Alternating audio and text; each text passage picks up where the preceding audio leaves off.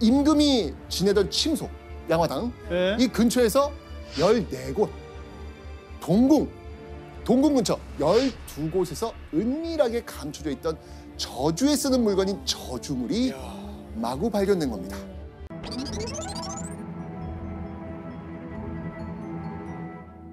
자, 1637년 겨울 어느 날 적막했던 창경궁에 응애 아기 울음소리가 울려 퍼집니다. 아기는요, 아주 귀여운 여자아이였습니다. 아기의 탄생 소식은 궁궐 곳곳에 알려졌죠. 그리고 이 소식에 누구보다 기뻐한 한 사람이 있었습니다. 아기의 아버지, 바로 조선의 제16대 왕 누구? 인조였습니다.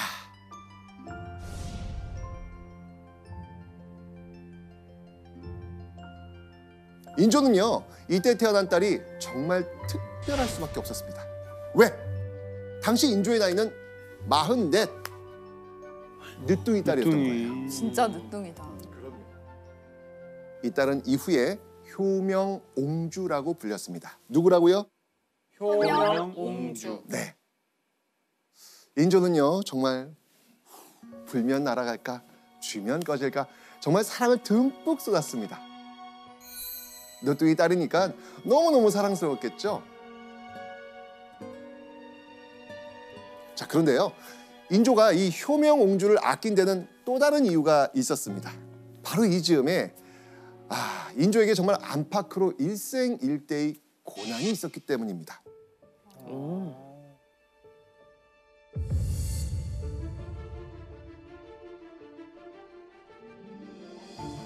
효명옹주가 태어나기 1년여 전인 1636년, 이 나라 전체에 큰 위기가 닥쳤습니다.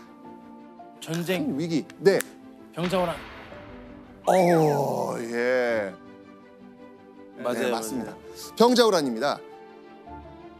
조선이 오랑캐라고 부르던 청나라가 쳐들어온 겁니다. 수세에 몰린 인조는 결국 오랑캐의 나라 청나라 황제에게 무릎을 꿇고 머리를 3번 조아리는 항복의식을 했다라고 말씀을 드렸죠.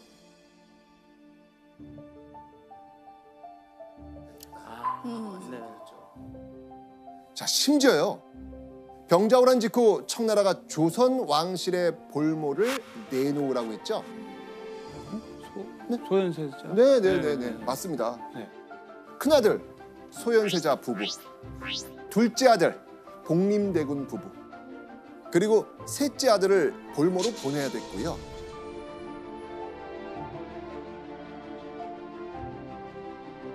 게다가 27년을 함께 살았던 조강지처 인열왕후까지 전쟁 전에 잃고 말았습니다. 아버지로서, 남편으로서의 그 고통은 이루 말할 수가 없는 상태였을 겁니다. 되게 허했을 것 같아요. 외롭고. 그렇죠. 네. 그렇게 힘든 시간을 보내고 있었던 인조에게 누가 찾아온 거예요? 효명옹주. 맞습니다. 그 찾아온 새 생명 효명옹주, 어떻게 했습니까? 진짜 바라만 봐도 행복감을 주는. 말로 어떻게 표현이 안 되죠. 슬픔에 잠겨있던 인조를 웃게 만든 늦둥이 딸 효명옹주. 자, 그런데 지금 인조의 정실 부인이 없는 상황입니다. 자, 그러면 대체 인조의 딸을 낳은 인물은 누구일까요? 자, 여러분, 공주는 궁궐 여인 중 누가 낳은 아이일까요? 왕비. 그렇죠. 바로 정실 부인, 중전이 낳은 딸, 공주입니다. 네. 맞죠? 자, 그런데 공주가 아니라 지금 옹주라고 했습니다. 그럼 옹주는 과연 누가 낳은 딸에게 붙이는 명칭일까요? 후궁. 후궁. 그렇죠. 자, 그렇다면 효명옹주를 낳은 후궁 누구였는지 한번 확인해 보겠습니다. 조귀인.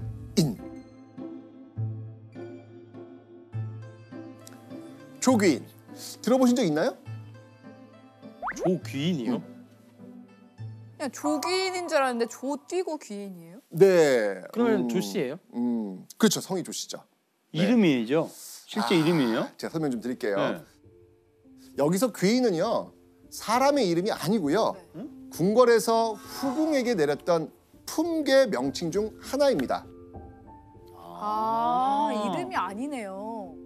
우리 배웠는데 장희빈 기억나세요? 장. 네. 그때 희빈의 그 빈이 서열 1위 정일품 후궁의 명칭이었습니다. 자, 귀인은요. 그 빈 바로 아래, 즉 후궁 서열 2위 종일품 후궁의 명칭입니다. 빈 그다음이 귀인.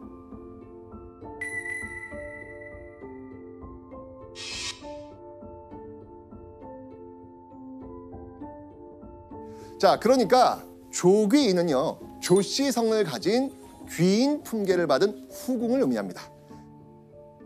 자, 그럼 조귀인은 처음부터 후궁 서열 2위였던 귀인이었을까? 아닙니다. 효명옹주를 낳을 때 조귀인의 신분은요. 후궁이 아닌 궁녀였습니다. 궁녀였는데 궁녀였어요. 점점 올라온 건가요? 네, 맞습니다. 조귀인이 궁에 입궁한 건 1630년, 인조 주기 8년째 되던 해라고 알려져 있습니다. 인조는요, 그해 들어온 궁녀 조귀인을 눈여겨보고요, 관심을 쏟습니다.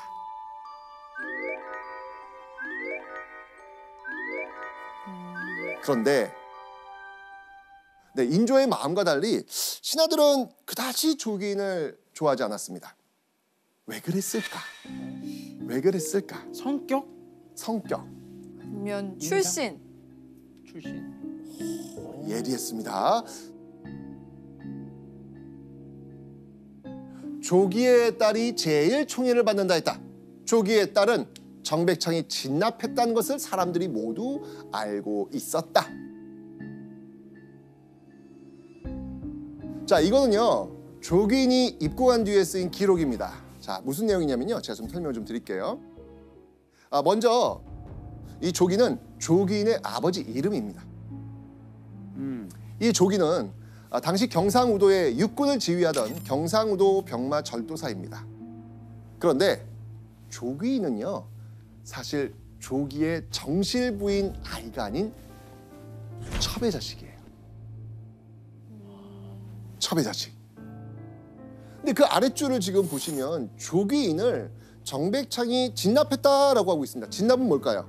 이렇게 바치다. 바쳤다. 그렇죠. 바쳤다는 의미입니다. 그러니까 정백창이라는 사람이 조기인을 개인적으로 궁에 바쳤다는 거죠. 그러니까 조기는 정식 절차를 밟지 않고 들어온 낙하산. 정확히 낙하산. 낙하산 궁녀라는 거예요. 게다가 출신도 또 정식 그게 아니고. 첩의 자식이고. 신하들이 조기인을 싫어함에도 불구하고요.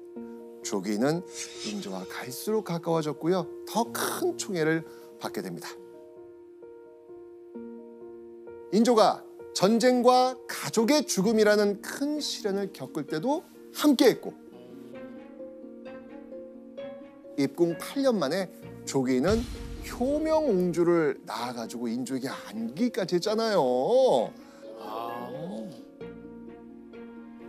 아마 이 8년이라는 시간 동안 조기인은 인조에게 큰 위로가 되지 않았을까요? 네. 그 후 인조는요, 조기인에게 종사품 수건첩지를 내립니다. 자, 이제 조기인을 정식 후궁으로 올린 겁니다. 큰 선물 줬네. 엄청난 큰 선물 아니겠습니까? 자, 이제 품계까지 받고 정식 후궁이 된 조기인. 자신의 입지가 넓어지는 첫 단계라고 생각하지 않았을까요? 그런데 당시 궁 내명부에는요, 중전도 대비도 없었거든요. 기억나십니까? 중전 왜 없죠? 그 돌아가셨으니까. 중전 죽었잖아요. 네. 그죠? 네. 자, 이런 상황에서 사망한 인열왕후 외에는 유일하게 인조의 자식을 낳은 여인이었습니다. 조기는 왕의 총애를 독차지하는 유일한 내명부 여인이었던 것이죠. 그러니 조기는 그 입지를 계속 키우면서 지키고 싶지 않았을까요? 당연하겠죠.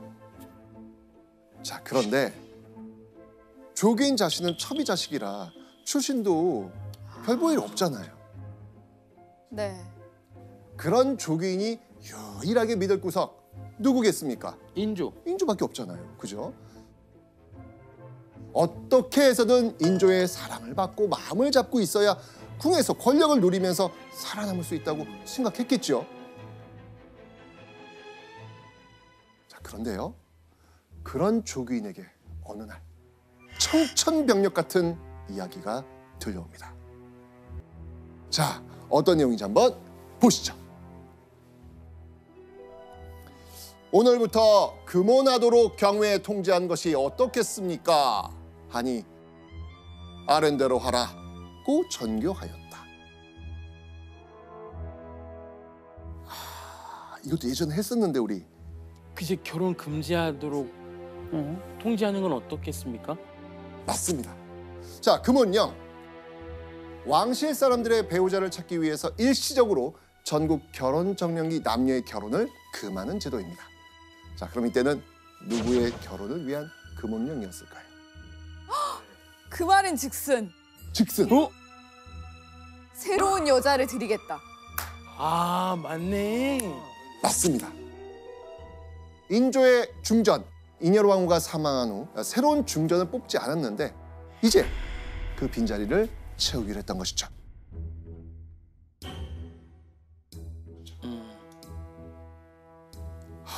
인조의 재혼 소식을 들은 조기인의 마음은 어땠을까요?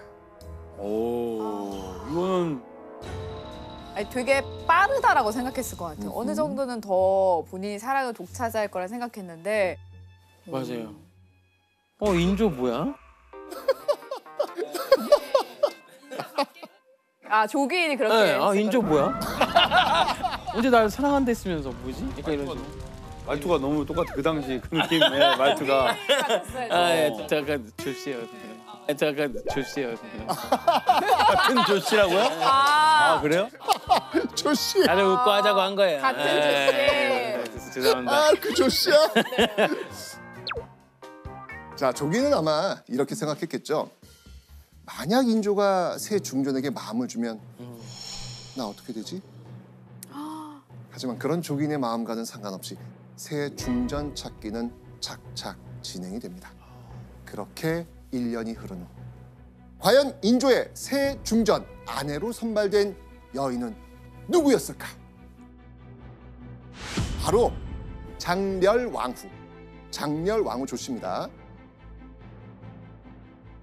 또 같은 조씨. 조씨예요? 조씨로. 격이 다릅니다. 중전에 걸맞게 아주 폼이 있고요. 명망 있는 양주 조씨 집안의 셋째 딸이었습니다. 자, 이렇게 15살의 장렬왕후 조씨가 45 인조의 계비로 들어오게 됩니다. 장렬왕후 기억해 두세요. 네, 오늘 이야기 장렬왕후 많이 해야 조씨. 되니까. 장렬왕후 조씨입니다. 네, 중전. 네. 자, 그렇게 15살의 중전을 모셔야 되는 20대의 조귀인. 자, 새 중전은 지금 자신과 비교했을 때 어떻습니까? 집안도 좋고. 그렇죠. 집안도 좋고. 뭐 비교가 안 될 정도로 지금 출신 좋죠. 그죠? 그러니까 인조가 중전을 총애하진 않을까. 불안할 수밖에 없을 겁니다.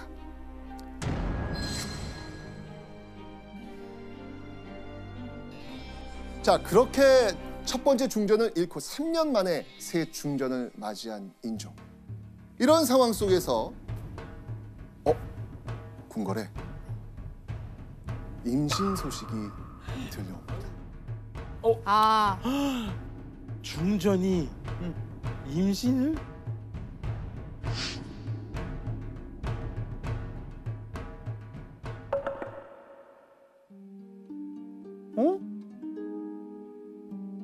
중전 소식 아니에요? 조기인이 아니죠. 아니지, 그러니까. 누군가요?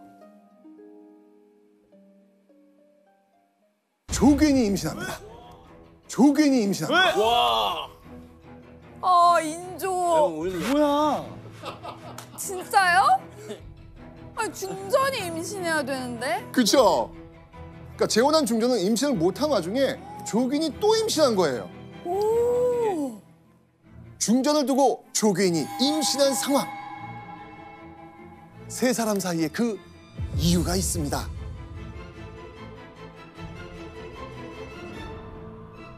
그러니까 비록 그 왕비 자리를 비워둘 수가 없어서 새 중전을 맞이했지만 문제는 뭐냐면은 인조는 이미 40대 중반에 정말 경랑을 다 겪은 노회한 정치가고 지금 15살 새 중전은 사실은 자기 딸에 해당하는 소녀 정도거든요.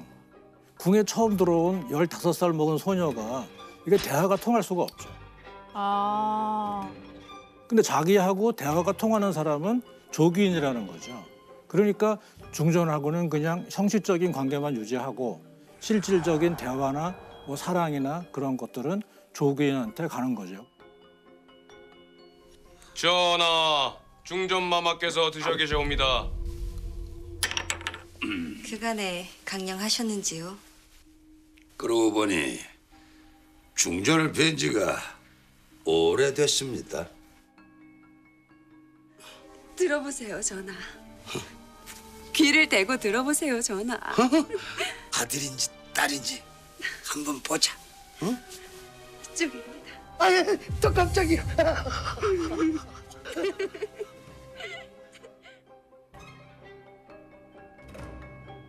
와 대박이다. 자, 그런데요. 조규인이 임신 7개월 즈음에 접어든 1639년 7월 그녀에게 아주 큰 걱정이 생깁니다.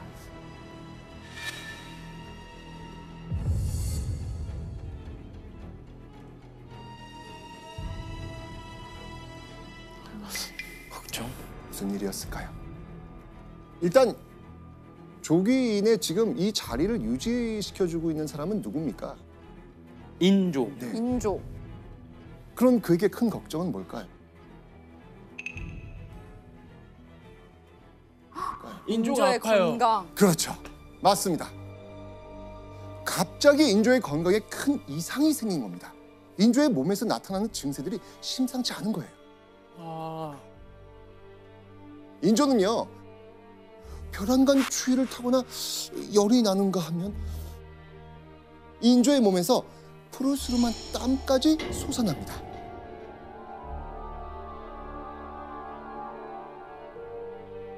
자, 왕이 이렇게 아파요. 궁궐 어떻게 되겠습니까? 아이 난리 나죠. 그렇죠. 모든 막 의사들 불러서. 그렇죠. 그리고 이때 자, 이 심상치 않은 인조의 병세에 가장 근심했던 사람은 누구였겠습니까? 조기. 조기. 그렇죠, 조기인.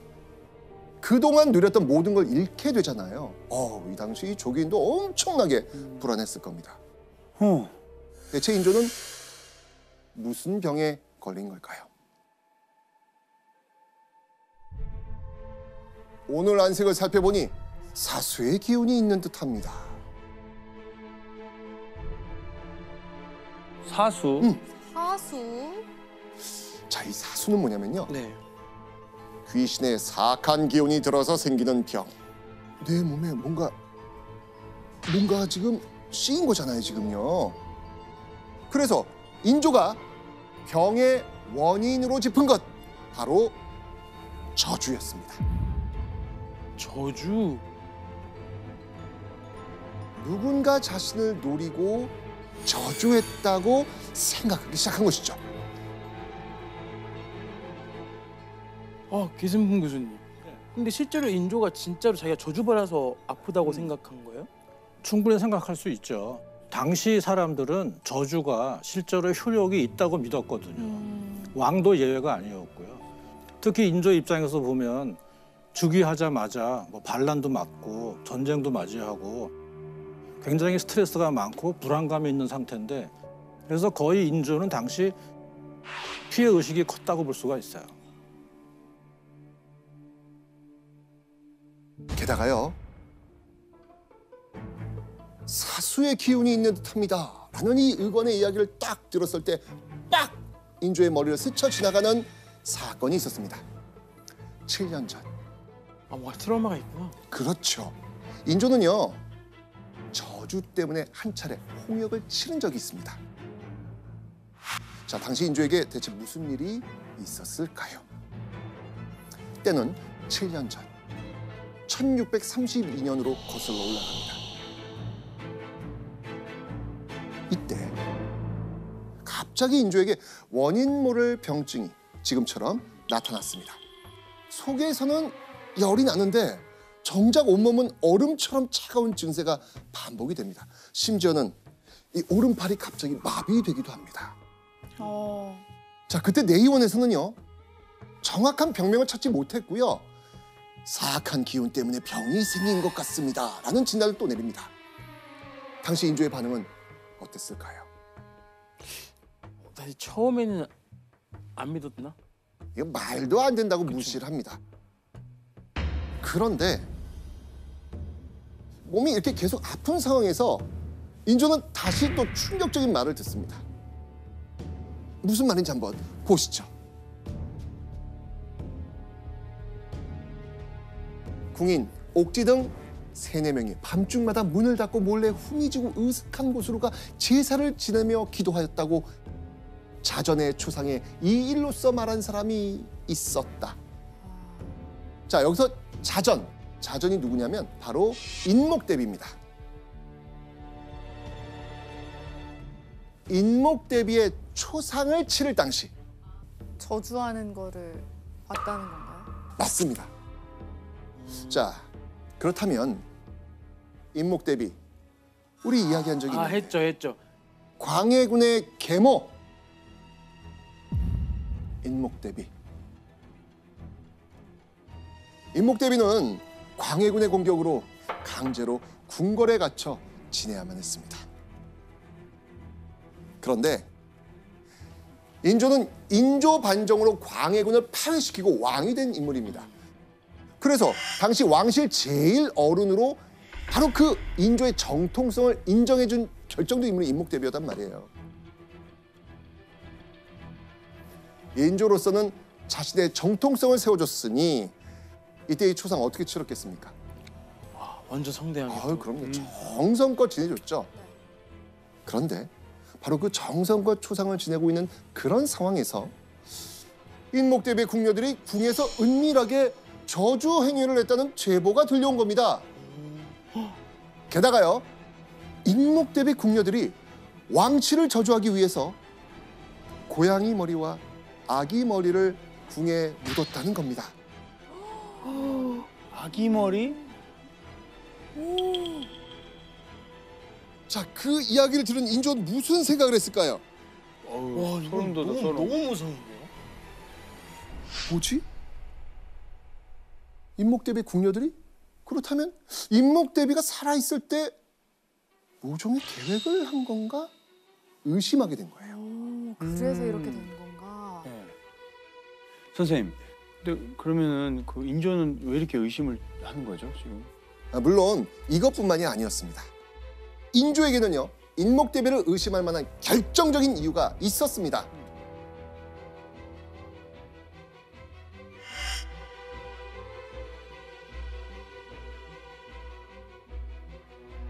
인목대비가 숨을 거둔 직후 그 방에서 아주 묘한 게 발견됩니다. 인목대비가 직접 쓴 글이 빼곡히 적힌 비단 3폭이었습니다. 그걸 본 인조는요, 크게 기겁하면서 분노를 합니다. 바로 임금을 패한다 라는 내용의 글, 바로 영모였습니다. 자, 그리고 인조는요, 비단에 적힌 그 글을 본 이후 큰 불안에 휩싸입니다. 그런 불안감을 안고 있던 중에 저주 사건까지 터진 거예요. 자, 그리고요, 인조는 이 저주와 영모 사건의 주동자로 한 명을 지목합니다. 너다. 누구였을까요? 아까 나온 궁인 아니었어요? 그걸 누군가 조종했을 거 아니에요. 누가? 인조가 의심한 이 사람은요, 인목대비와 가장 가까운 사람이었습니다. 바로 인목대비의 딸 정명공주였습니다.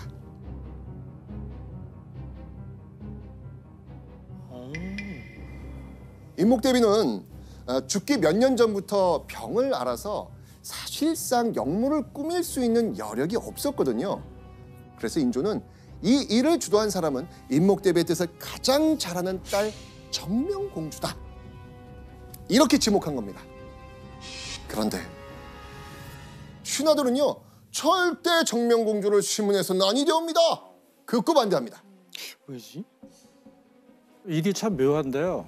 인조 쪽에서 볼 때는 인목대비는 할머니예요. 그리고 할머니의 딸인 정명공주는 인조한테는 고모란 말이에요. 맞아요. 근데 고모가 죄를 좀 의심이 간다고 해서 인조가 정명공주한테 핍박을 가한다는 거는 돌아가신 할머니한테 수모를 주는 행위거든요. 그러니까 광해군에 비하면 그 강도는 덜하지만 자칫하면 똑같은 폐륜으로 걸릴 수가 있는 거예요. 그 말을 듣고 인조도 이해를 하죠. 근데 문제는 뭐냐? 처벌하고 싶은데 할 수는 없고, 그러니까 저주를 하거나 이런 것이 인조의 내면에서 확대 재생산의 길을 걸어가는 것이죠. 결국 저주 사건은 제대로 처리되지 못했고 흐지부지 종결되고 만 것이죠. 자, 그렇게 저주의 공포에 떨었던 그 후로부터 7년이 흐르고 또다시 이유 모를 병이 생긴 거예요, 인조가. 아, 그러다 보면은 그 과거를 되돌아보게 되는 거죠. 그렇죠. 저주. 또다시 저주가 시작됐다는 그 공포에 인조는 휩싸이게 됩니다. 바로 이런 인조의 마음을 누구보다 잘 아는 사람. 누구겠습니까? 조기. 그렇죠. 네. 조기인. 늘 인조 가까이에 있었던 그녀는 인조의 불안을 잘 알고 있었던 것이죠. 그래서 조기인은요, 자, 이렇게 저주, 여기에 대한 심리적 압박감, 이것 때문에 생긴 인조의 병을 치료하기 위해서 발빠르게 움직입니다. 이 저주를 해결하려고 영험하다는 무당 앵무입니다. 앵무를 불러옵니다. 그러니까 눈에는 눈, 저주니까 용한 무당을 이용해서 해결하려고 했던 것이죠. 자, 그렇게 조기는요, 무당 앵무에게 궁궐 곳곳에 있는 저주물을 찾아내라고 합니다. 자, 당시 조사했던 궁궐로 한번 가보겠습니다. 자, 여기는요, 인조가 머물렀던 창경궁입니다. 창경궁. 무당은 바로 이 인조가 지내는 창경궁을 아주 대대적으로 수색을 합니다. 그 결과 너무너무 충격적인 사실이 드러납니다. 보시죠.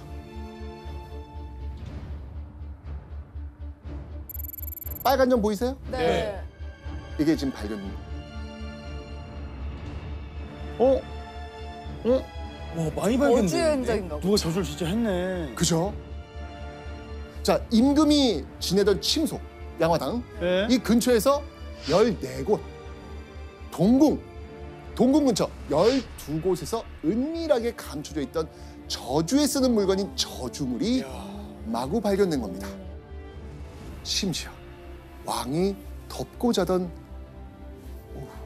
이불에서도 저주물이 발견됩니다. 자고 있는 이불에서 이상한 게 발견됐다고 생각해 보세요. 와, 거기 다시 못 자죠. 자, 인조는요, 궁 안팎으로 대대적인 조사를 시작합니다. 그러던 중 원손이 지낼 예정이었던 곳에서 저주물이 발견된 겁니다. 더 하지. 아이한테까지. 그럼. 자, 이때 인조 어떤 생각 들었겠어요? 이게 맞았구나. 그리고 누가 이거 했는지 분명히 밝혀야겠다 생각했어요. 맞습니다. 그런데 이 조사 과정에서 인조가 오랫동안 벼르던 사람, 그 기억 속에 그 사람이 언급이 됩니다. 누굴까요? 정명공주가 나왔구나. 맞습니다. 정명공주. 정명공주 집에 무당이 드나들었다는 말이 나온 거예요.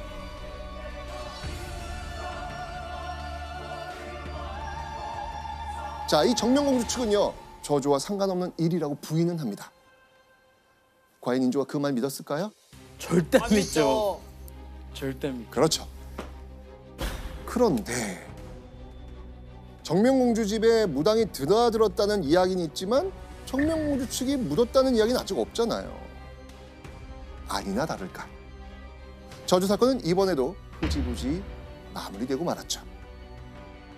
하지만 여기서 중요한 건 이 저주물들을 누가 찾은 겁니까? 조기. 그렇죠. 해낸 거지 않습니까? 앵무를 시켜가지고. 그죠? 무당. 이 일로 후궁 조기인에 대한 인조의 신뢰감 어떻게 되겠습니까? 완전 커졌겠네요. 하늘이죠. 이제 진짜 이렇게 무서웠을 때 내 옆에서 나를 도와주고. 이 사건을 통해서 후궁 조기인에 대한 인조의 신뢰감 높아지죠. 그리고요, 조기인은 인조에게 또 다른 큰 기쁨까지 또 안깁니다. 엄청난 뭘까요? 일이네. 뭘까요? 자녀를 낳아요. 자, 그런데 이번엔 아들! 이야. 임신 중이던 조기인이 드디어 아들 숭성군을 낳은 겁니다.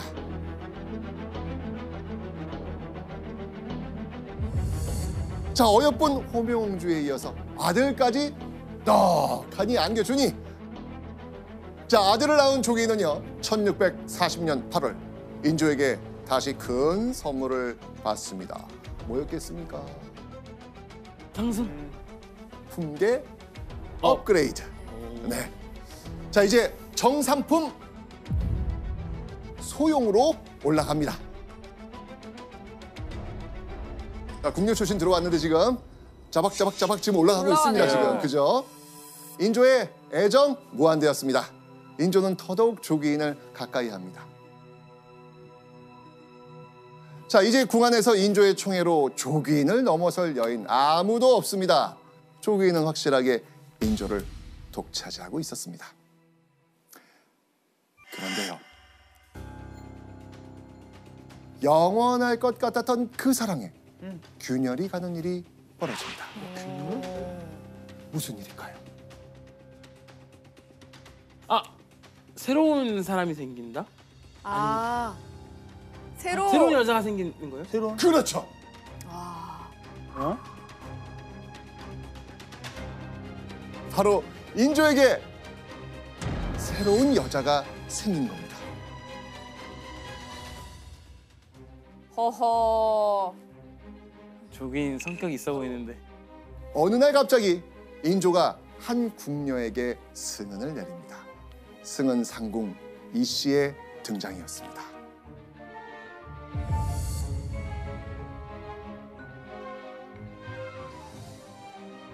자, 그 소식을 들은 조기인 어땠을까요? 난리 나죠. 불안하고. 그렇죠. 정말 놀라고 불안했을 겁니다. 조기인에게는 자신의 자리를 위협할 경쟁 상대가 나타난 겁니다. 조기인이 극도로 불안했을 상황. 근데 이때 조기인의 목숨을 위태롭게 하는 사건이 일어납니다.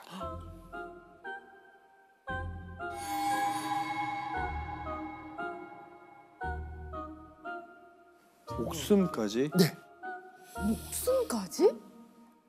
바로 누군가가 조기인을 저주하는 사건이 벌어진 겁니다. 저주도?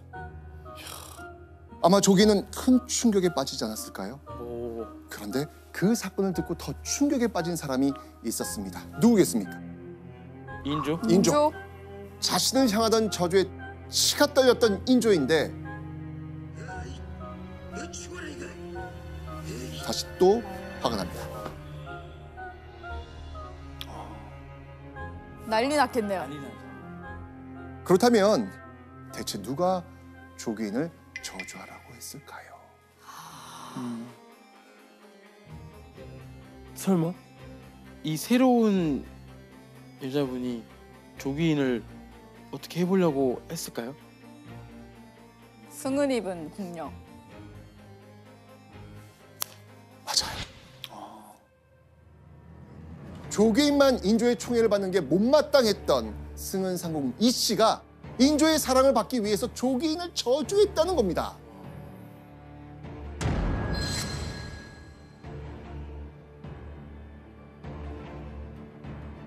자, 그 자백을 들은 인조 어떻게 했을까요? 아, 완전 약간 트라우마처럼 있어서 엄청 엄하게 벌을 내렸을 것 같아요. 맞습니다. 승은상공 이 씨를 가차없이 유배 보내고 죽여버립니다. 죽이기까지? 네, 마음이 좀 있었던 그러니까. 공녀인데. 그렇죠. 아무리 그래도 또 조기인을 건드렸으니. 그렇죠.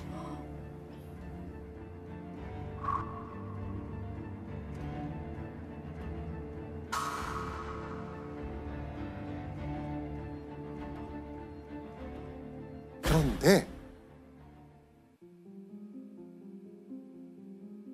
이 저주 사건을 둘러싸고 궁궐에 수상한 소문이 돕니다. 어떤 소문이었을 것 같아요? 실록에 이와 관련된 언급이 있습니다. 사실은 조 씨가 스스로 저주하여 이 씨를 모해하기 위한 것이었다고도 한다. 아, 이거 조기인 씨. 자작극. 맞습니다. 조개인이 저주 사건을 꾸미고는 승은상공 이 씨가 한 것처럼 덮어 씌웠다는 겁니다. 계략을 꾸몄다는 이야기죠.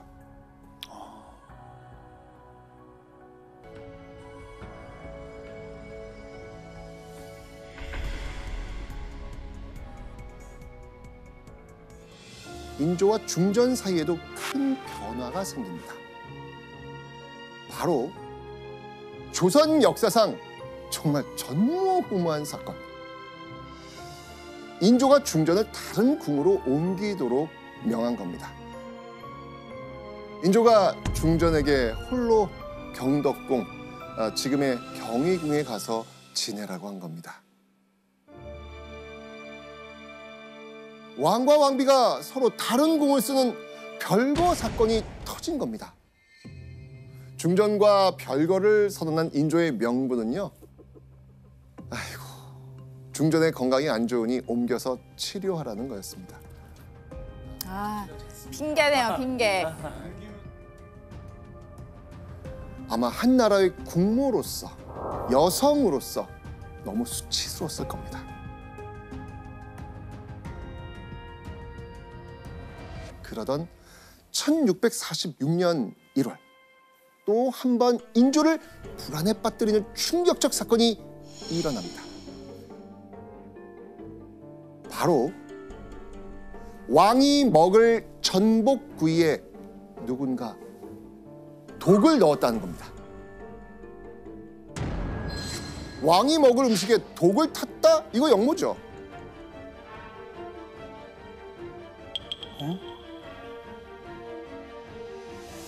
인조는 배후로 의심되는 사람을 바로 지목합니다. 누굴까요? 세자빈 강 씨? 맞습니다. 와. 명확한 증거도 자백도 없었습니다. 그런데 인조는 세자빈 강 씨가 이 독사를 주도했다고 철석같이 믿습니다. 그래서 결국 죽여야 한다라는 말까지 하고 납니다. 결국 1646년 3월 15일 인조는 세자빈 강 씨를 피출시키고 사약을 내립니다.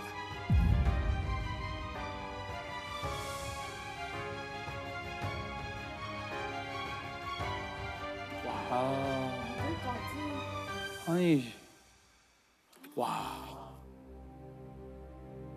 그런데 이때 민심을 적은 기록이 있는데요. 자, 이 기록을 한번 보시겠습니다.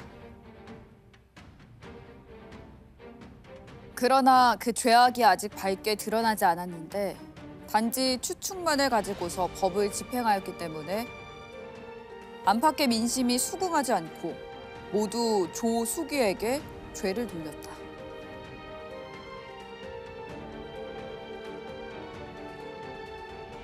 세자빈 강 씨의 죄가 드러난 것도 없는데 역적으로 몰아서 죽였으니까 백성도 그거 믿지 않는 겁니다. 그리고 세자빈 강씨가 죽은 거 다 누구 탓이다? 조기. 조기인 탓이라는 거죠.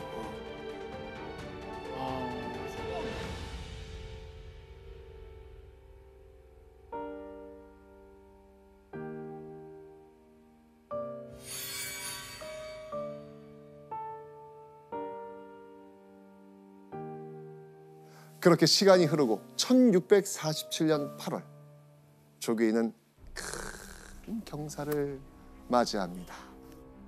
무슨 일이었을까요? 효명옹주가 드디어 환례를 하게 된 겁니다. 효명옹주? 오. 자, 그렇다면 조기인과 사돈이 된 인물 우리가 주목해 봐야 됩니다.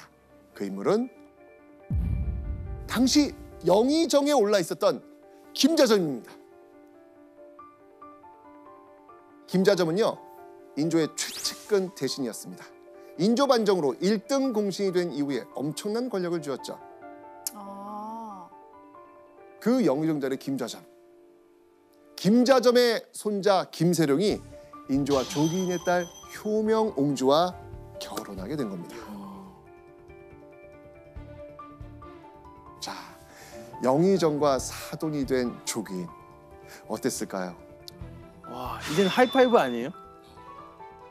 하나가 됐겠네요, 이제. 그렇죠. 그렇죠. 인조의 변함없는 총애에다가 영의정 사돈이라는 날개까지 단 조기인. 조기인은 날로 위세를 떨치면서 내명부의 실세로 군림합니다. 그리고요, 1649년 2월 조기인의 인생이 한 번 더 달라집니다. 바로 그녀가 드디어 종 일품 귀인의 자리에 오른 겁니다. 아, 드디어.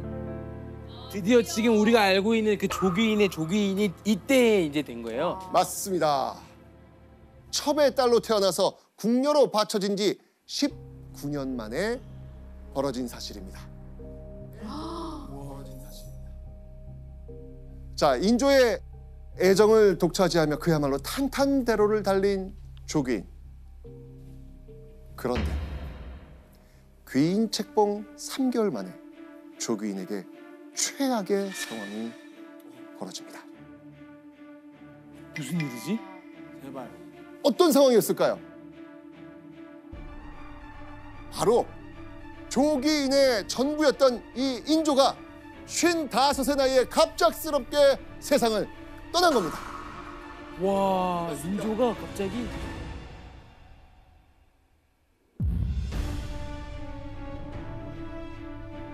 자, 그렇다면 조나단, 인조 다음 왕 조선 17대 왕이 누구죠? 효종이죠. 맞습니다. 인조의 둘째 아들, 바로 복림대군이었던 효종.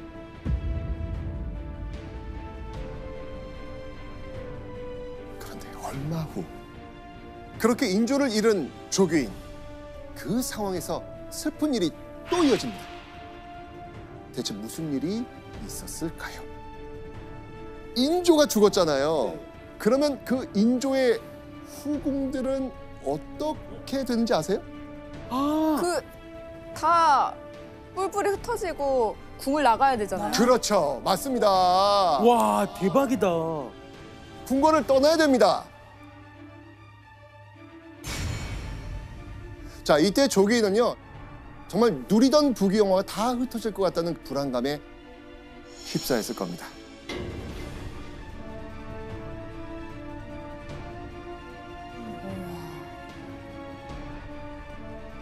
그렇게 불안감에 하루하루 살얼음판을 걸었을 이 조기인.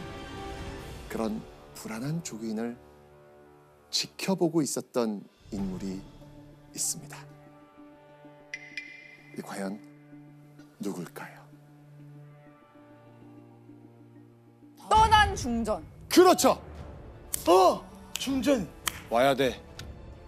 바로 인조의 중전이었던 장렬왕후.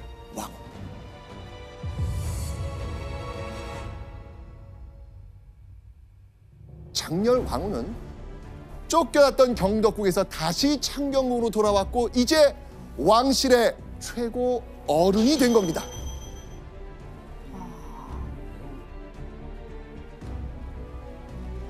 경화드려옵니다. 대비마마. 명심하시게. 난 자네 용서한 적이 없으니. 조계인과 장렬 왕후의 처지가 완전히 뒤바뀐 겁니다. 바뀌었네. 야, 재밌다. 자, 그렇다면 조규인 그 성격에 가만히 있었을까요? 정말 속에서는 천불이 났을 겁니다. 결국 조규인이 무슨 짓을 벌였는지 한번 보겠습니다.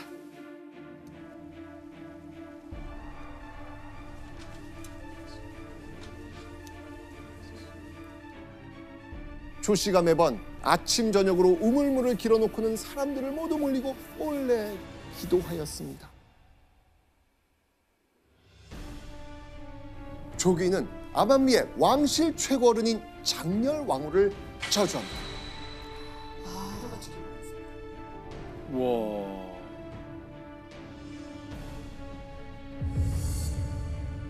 과연 저주 행위를 한 이유가 뭘까요?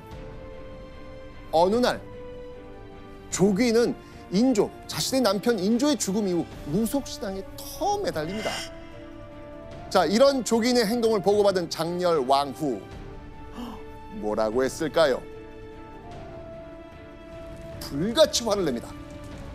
인조의 3년상이 끝나지도 않은 상황에서 사적으로 불공을 들이거나 무당을 부르는 거 이거 사실 유교 예법에 어긋나거든요. 그래서 장렬 왕후는요 조규인의 여종을 매질합니다.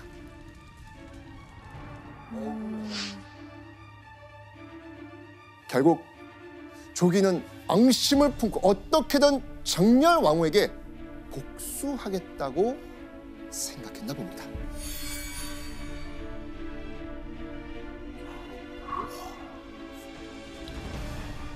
자, 그렇다면요 장렬 왕후는 이 사실을 바로 누구에게 고했을까요? 효종. 그렇죠.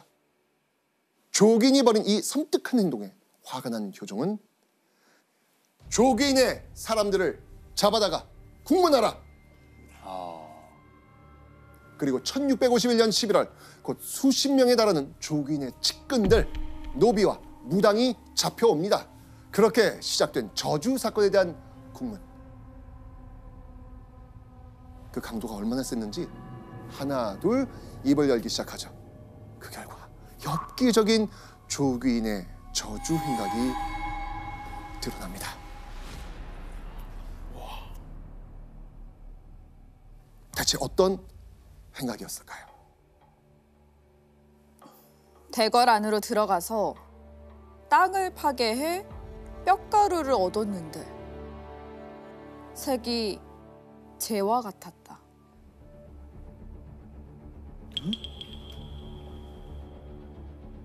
그러니까 한마디로 현장 검증했는데 그곳에서 조규인이 시킨 뼈가루 저주의 실체가 확 드러난 거죠. 이제는 더 썸뜩해지는데요, 계속. 자, 그런데 이 조규인이 쓴 저주물은요 뼈가루가 끝이 아니었어요. 조규인은 죽은 사람의 뼈와 치아, 손톱, 발톱, 머리카락 등을 구해오라고 시킵니다. 심지어 그 시신의 살이나 관 조각 등 정말 온갖 엽기적인 저주물까지 다 원한 겁니다. 일단 그 조규인의 특기가 저주하는 것이고요. 실록에 따르면 조규인이 이런 말을 했다는 기록이 있어요. 수고스럽지 않고도 성공할 수 있는 길은 저주다. 맞습니다. 자, 그런데요. 이 저주 사건을 조사하던 중 또 한 번 조정이 발칵 뒤집혀집니다.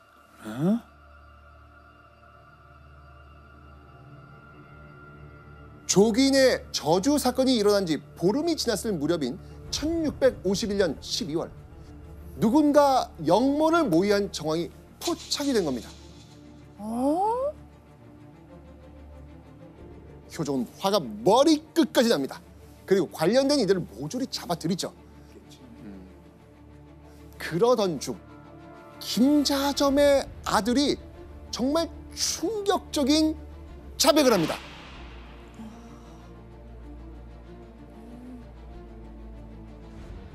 효명옹주가 저에게 은밀히 말하기를 나의 어머니와 내가 대전을 저주하였다. 일이 이루어진 후에는 숭성군을 세우고자 한다 하였습니다. 그 처음에 나왔던 그 귀여운 효명옹주가요? 자, 이 조귀인이 첫째 아들을 왕으로 세우기 위해서 딸인 효명옹주와 저주행위를 했고 김자점 일가는 돕기로 했다는 말입니다.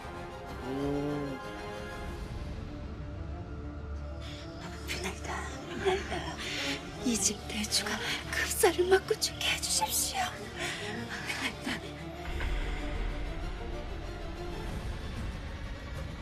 하하, 이 말을 들은 효정 어땠을까요? 분노를 참지 못합니다. 와.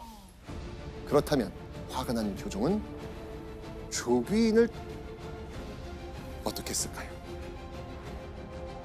결국 1651년 12월 14일 효종은 이런 명을 내립니다.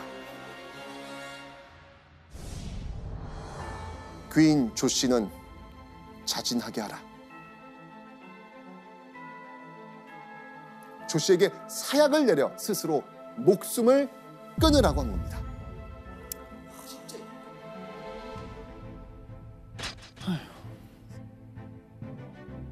그렇게 궁녀로 입궁한 지 21년 파란만장했던 조귀인의 삶은 이렇게 비극적으로 끝을 맞이합니다.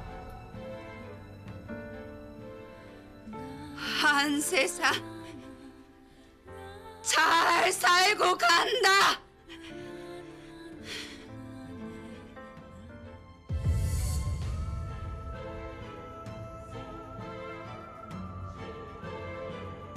와.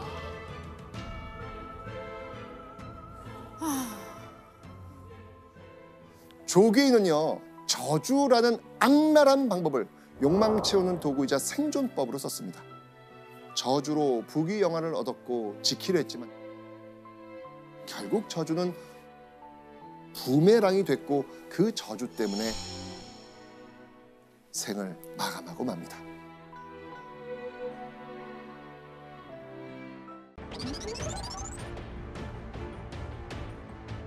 자, 때는요 1686년 궁궐에 호통 소리가 쩌렁쩌렁 울립니다.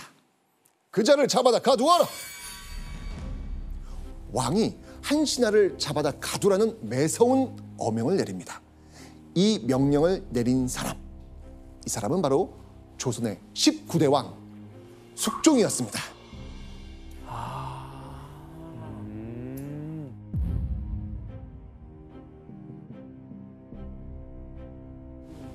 조나단 씨, 네. 숙종 누군지 아세요? 경종하고 영조 아버지. 오, 사도세자의 그러면은 할아버지? 네, 좋습니다. 잘했습니다. 자, 근데 숙종이 왜 신하를 잡아 가두라고 했을까요? 자, 그거는요, 신하가 올린 상소 때문이었습니다. 대체 상소에 무슨 내용이 적혀 있었을까요? 바로 이런 내용이 있었습니다. 이런 국가의 재앙과 난리는 여인을 총애하는 데서 옵니다. 여자에 빠져서. 그렇죠. 당시 조선에는요, 수해며 지진이며 재난이 연달아 일어나고 있었는데 그 재난이 일어난 원인이 바로 숙종이 한 여인을 총애하기 때문이다라는 의미입니다. 신하가 올린 상소의 말미에서 그 여인의 정체가 밝혀집니다. 상소에는 이렇게 적혀 있었습니다. 장녀를 내쫓아서 맑고 밝은 정치에 누를 끼치지 말게 하소서. 자, 여기서 말하는 저 장녀. 장녀가 누굴까요? 우리 아까 처음에 장희빈. 네. 장희빈. 내쫓으라는 문제의 장녀는 바로 궁녀였던 장희빈이었습니다. 즉 상소는요, 숙종이 일개 궁녀 장 씨에 빠져서 나라는 뒷전이라고 아주 조목조목 비판하는 내용이었던 것이죠.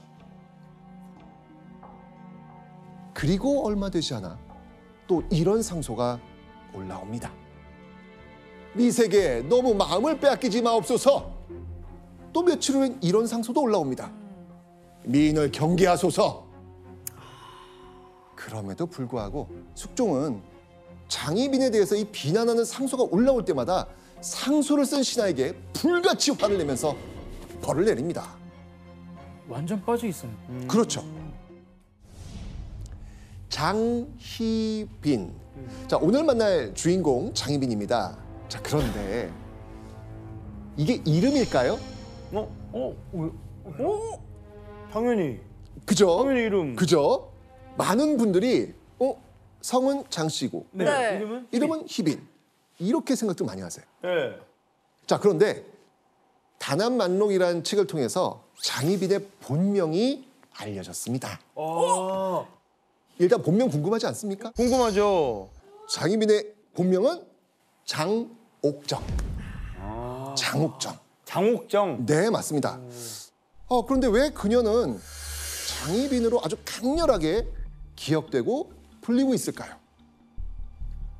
자, 여러분, 희빈이 혹시 어떻게 붙여진 명칭인지 아십니까?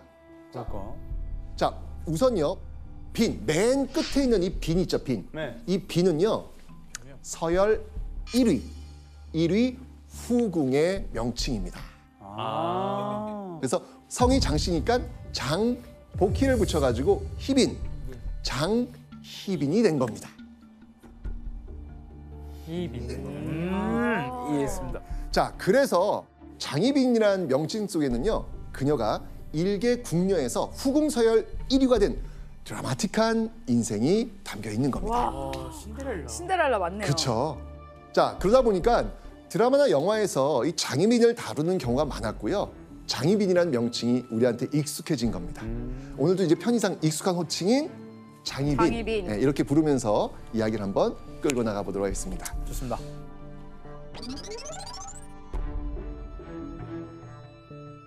자, 그럼 장희빈은 대체 어떻게 궁에 들어가게 되었을까요? 궁금하다. 자, 이 장희빈은요, 역관 집안의 막내딸로 태어납니다. 자, 그렇다면 당시 이 역관의 신분은 무엇이었을까요? 역관의 신분은 중인입니다. 그러니까 이 장희빈 역시 신분은 무엇이다? 중인이 되는 겁니다. 비록 양반만큼은 아니었지만요, 장희빈은 이 재력 있는 중인 집안 딸로 잘 자라고 있었습니다. 그러던 어느 날 장희빈의 아버지가 병으로 갑자기 돌아가신 거예요. 생계를 책임지던 가장이 죽으니까 당연히 가세가 기울기 시작했을 겁니다. 그래서 이 장희빈의 어머니는 딸을 궁녀로 들여보내기로 결심했던 것 같습니다. 그렇게 이 장희빈은 중인 출신의 궁녀로 궁 생활을 시작했던 것이죠. 자, 그 후 이 시간은 흘러 장희빈이 궁녀가 된 지도 10년이 지나가고 있었습니다. 다른 궁녀들처럼 평범하게 하루하루 일함을 보내던 장희빈. 자, 그런데요, 장희빈은요, 사람들이 주목할 만한 이것을 가지고 있었습니다. 무엇이었을 것 같습니까? 기록이 있으니까요. 보겠습니다.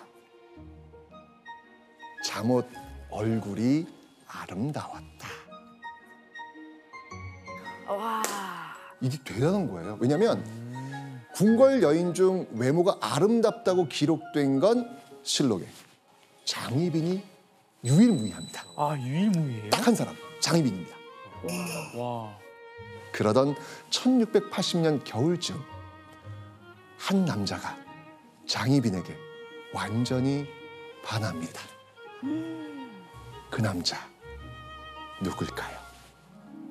저 실록의 주인공 숙종. 맞습니다.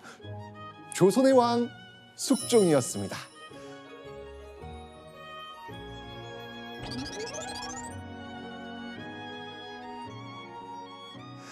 사실 당시 숙종은요 좀 힘든 시간을 보내고 있는 중이었습니다. 왜냐하면 자신의 첫 번째 아내 왕비였던 인경왕후가 전염병으로 죽었거든요. 굉장히 마음이 좀 허했을 거 아니에요. 이때 그 허한 숙종의 마음에 쏙 들어온 인물 누구? 장희빈이었습니다. 당시 숙종이 몇 살쯤 됐을 것 같아요? 40까지는 안 가고요. 20대. 20살, 네, 20살이었어요. 그리고 장희빈은 22살.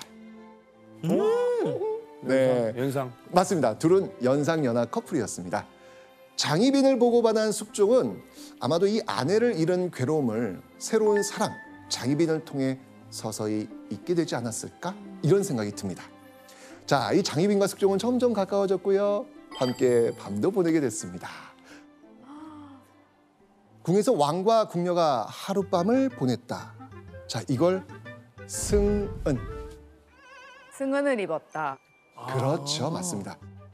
숙종의 사랑을 받은 장희빈은요 일반 궁녀에서 벗어나 승은을 입은 궁녀가 된 겁니다. 자, 여러분들 승은 궁녀가 되면 뭐가 달라질까요? 더 이상 궁녀가 아닌 거 아니에요? 바로 그렇진 않아요. 딱 승은 궁녀가 되면요 일반 궁녀가 평소에 하던 힘든 일을 더 이상 안 해도 됩니다. 그것만도 사실 특별 대우 받는 거잖아요. 그죠? 그런데 여기에 좋은 점이 하나 또 있습니다. 기회를 잘 만나면 진정한 왕의 여자 무엇이 될 수 있을까요? 후궁. 후궁. 그렇죠. 후궁이 될 수도 있었겠죠. 자, 후궁이 된다는 건요. 지위에 따라서 정일품에서 종사품까지 높은 품계를 받고 왕의 공식 첩으로 인정받는 거였습니다. 왕의 승은까지 입은 궁녀를 갑자기 쫓아내겠다? 대체 무슨 일이 일어난 건가요? 근데 이 명령을 숙종이 내린 것 같진 않거든요. 그렇죠. 이렇게 너무 사랑하고 있는 숙종이 이런 명을 내릴 수 없잖아요. 그쵸, 내릴 리가 그쵸. 없잖아요. 네. 그죠? 자, 이 명령을 내린 사람은 바로 숙종의 친어머니 명성왕후였습니다. 명성왕후는요. 중전이 공석인 상황에서 왕 대비로서 내명부를 이끌던 인물이었습니다. 자, 그런데 명성왕후는 갑자기 왜 이런 명령을 내렸을까요? 자, 그 이유를 한번 보겠습니다. 그 사람은 매우 간사하고 악독하다. 주상이 평일에도 기쁨과 노여움의 감정이 느닷없이 일어나시는데 만약 꿰을 받게 되면 국가의 화가 되면 말로 다 할 수 없을 것이다. 명성왕후가 느끼기에 이 궁녀 장희빈은 간사하고 악독해서 국내에서 분란을 일으킬 수 있는 성격이라고 판단했던 거예요. 그런데 왕이 너무나도 좋아하는 장희빈을 쫓아낸다? 이거 아무리 왕의 어머니라도 좀 부담스러운 결정이잖아요. 그렇죠. 예. 그런데도 기어코 이 장희빈을 쫓아낸 명성왕후, 여긴 또 다른 이유가 있습니다. 바로 이들 때문이었습니다. 자, 서인, 남인. 혹시 들어보신 적 있어요? 전혀 없습니다. 전혀 없습니까? 네. 어려운 건 아니고요. 지금도 왜 정당 이름들이 있잖아요. 네. 그렇게 생각하시면 좀 편하실 거예요. 서인당, 남인당 뭐 이런 식으로. 자, 그렇다면 장희빈을 쫓아낸 것과 대체 무슨 연관이 있을까요? 왜냐하면 숙종시대 신하들은요. 서인파와 남인파로 나뉘어져 있었습니다. 숙종이 즉위한 지 6년째 되는 이때 어느 세력이 강했을까요? 바로 저쪽 서인이었습니다. 그리고 명성왕후가 이 서인 쪽과 연결되어 있습니다.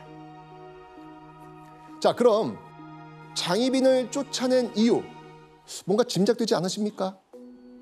남인. 맞습니다. 장희빈을 둘러싼 세력들이 누구다? 남인이다. 남인이라는 거예요. 아하.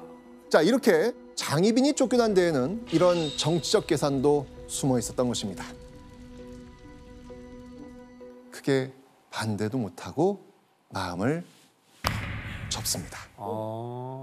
왕이라고 해도 어머니한테는 이게 안 되네요. 그러니까요. 자, 그런데 지금 아까 얘기했지만 이 장희빈은 왕의 승언을 받은 상태란 말이에요. 이런 상태에서 쫓겨난다? 장희빈의 입장이라면 이거 어떻겠습니까? 저 황당했을 것 같아요. 나? 드라마에 많이 나오는 이야기 아닌가요? 생이별. 네. 맞습니다. 그렇게 궁에서 쫓겨나 숙종과 생이별한 장희빈. 그리고 그녀가 궁에서 나가고 얼마 되지 않은 1681년 5월 조선이 떠들썩해지는 성대한 행사가 열립니다. 자, 이게 숙종의 두 번째 결혼식을 그린 그림입니다.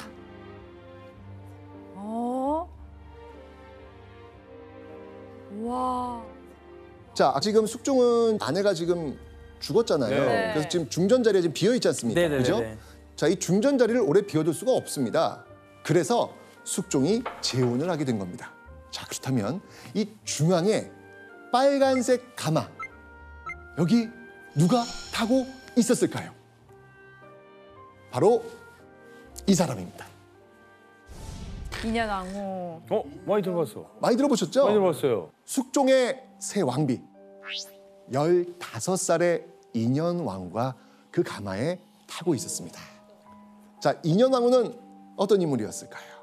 이렇게 결혼을 하는 거면 일단 물론 서인이었을 서인. 거고. 아, 그러네. 일단은 서인이었을 거고 되게 깨고 있네. 모든 거 뭐 혼낼 거 없이 다 완벽했을 것 같은데. 좋은 집안. 예, 좋은 집안. 좋습니다.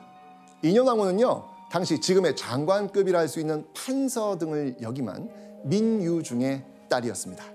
민유중은요, 서인 쪽에서 실세였던 그런 인물이었거든요. 아하. 서인 집안의 딸 인현왕후는요, 장희빈과 달리 당연히 명성황후의 마음에 쏙 들었겠죠. 자, 그렇게 국혼이 치러지던 날, 궁에서 쫓겨난 채 사랑하는 남자가 다른 여자와 결혼하는 걸 봐야만 했던 장희빈.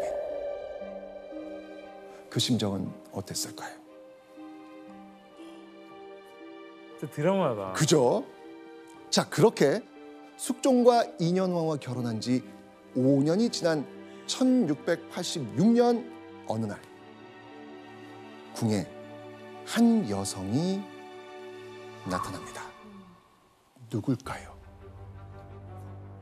장희빈. 장희빈 나타났어요? 맞습니다. 쫓겨났던 장희빈이 돌아와서 숙종과 다시 재회하게 된 겁니다. 오, 진짜요? 네. 뭐야? 왜요?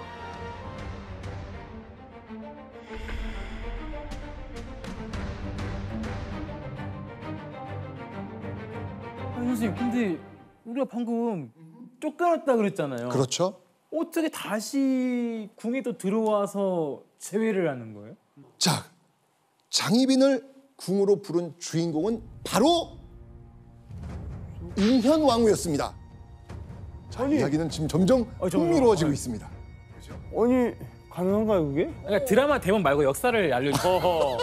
아니, 말이 안 되는데. 제가 늘 이야기하죠. 역사는 드라마보다 더 드라마틱합니다. 와. 자, 그렇다면 장희빈을 만난 적도 없던 인현왕후, 대체 왜 장희빈을 궁으로 불렀을까요? 거기에는 이유가 있었습니다. 숙종이 쫓겨난 궁녀 장희빈을 그리워하는 걸 인현왕후가 눈치챈 거예요. 아이고. 상사병에 걸렸나 보다. 승은을 입은 궁인을 민가에 그대로 두는 것은 민망합니다라는 부분이 나옵니다. 왕실의 체면을 지키고 왕비의 덕목을 실천한 인물로 평가되는 인현왕후의 성격을 보여주는 한 단면이기도 합니다. 야. 그리고 자신은 왕비라는 자신감도 중요하게 작용했을 것으로 생각됩니다. 그게 있네요. 나는 어차피 왕비니까. 아니, 그랬다고 해도 와. 자, 그렇게 인현왕후가 나서는 덕분에 궁녀 장희빈은요, 쫓겨난 지 5년여 만에 궁궐로 다시 돌아올 수 있었던 것이죠.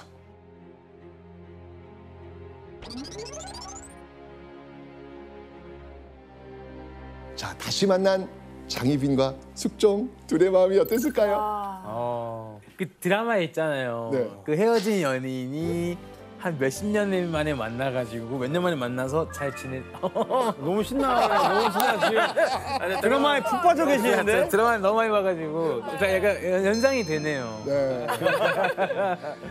자, 5년 만에 다시 만난 숙종과 장희빈 둘의 사랑은 불타오릅니다. 자, 그런데 장희빈을 다시 궁으로 불러들인 정실 부인 인현왕과 숙종의 관계는 어땠을까요? 아 근데 멀어졌겠죠. 멀어지겠지. 장희빈이 들어왔으니까. 맞습니다.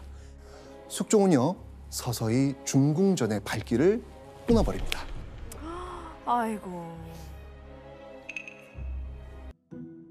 그런데 장희빈에 대한 이 숙종이 넘치는 총애가 계속되는 가운데 어느 날 궁에서 놀라운 일이 생깁니다.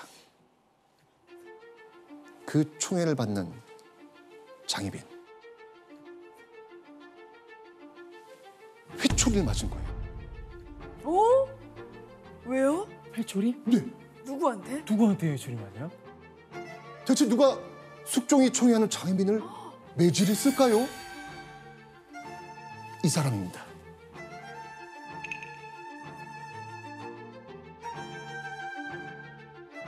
내전이 명하여 종아리를 때리게 하였다. 인현왕후가. 네. 그렇죠. 놀랍게도 장희빈에게 회초리를 든 건 인현왕후였습니다. 인현왕후가 이 장희빈의 버르장머리를 고치겠다 나선 겁니다. 대체 장희빈이 무슨 행동을 했기에 그녀를 직접 궁으로 불러들여가지고 매를 들 정도로 화가 난 것일까요? 네, 사실 당시 지위를 따지면 장희빈은요 인현왕후를 이렇게 쳐다볼 수도 없는 그런 상황이에요. 그런데 어느 날 인현왕후가 이 장희빈에게 오라고 했는데 장희빈이요 싹 무시하고 안 온 겁니다. 인현왕후 오라고 했는데 안 와. 자, 그렇게 해놓고 인현왕후를 무시한 겁니다. 장희빈은 점점 오만방자해졌죠. 아이고야. 내전이 시키는 모든 일에 대해 교만한 태도를 지으며 공손하지 않았으며 심지어는 불러도 순응하지 않는 일까지 있었다. 자, 이때 충격적인 어명이 내려옵니다. 뭐야? 장씨를 책봉하여 수건으로 삼으라. 이제까지 지금 장희빈은 궁녀입니다. 그렇죠. 그냥 궁녀입니다.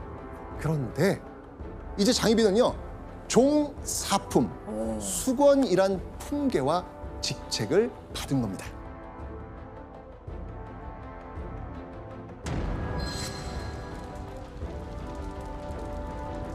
당시 수건부터는요 왕의 정식 후궁으로 인정받고 대우받을 수 있습니다.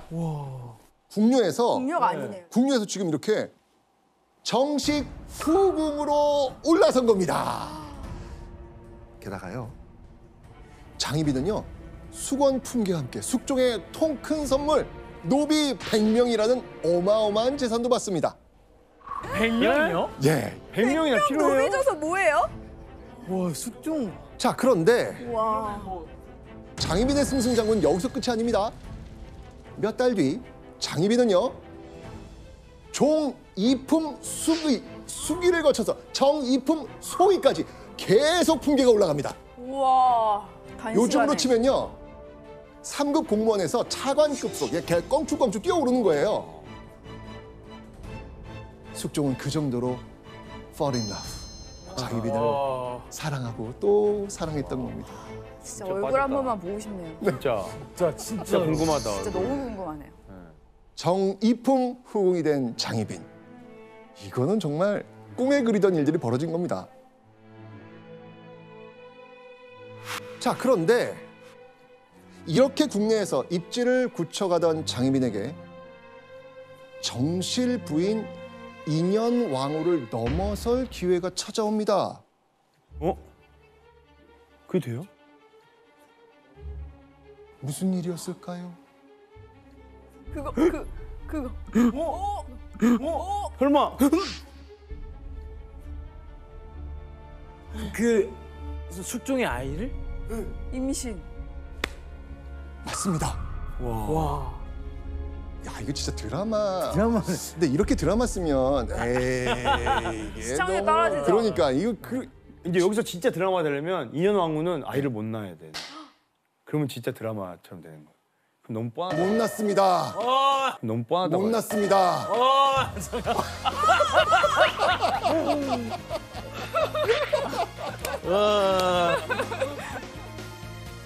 근데 아이를 낳는데 진짜 여기서 더 그런 거면 아들을 낳아야 돼. 맞습니다. 진짜로? 아니 진짜 이 드라마 이게 맞아요 진짜? 네 맞습니다. 아니 역사 수업을 하자고요. 드라마 대본을. 네 드라마 대본을 얘기해 주지 마시고요. 아, 저도 참 당황스럽습니다.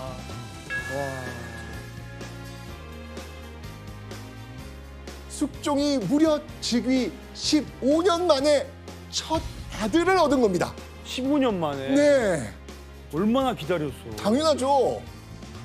귀하디 귀한 왕자를 낳은 사람 누구? 장희빈. 아들을 낳은 장희빈의 기분은 어땠을까요?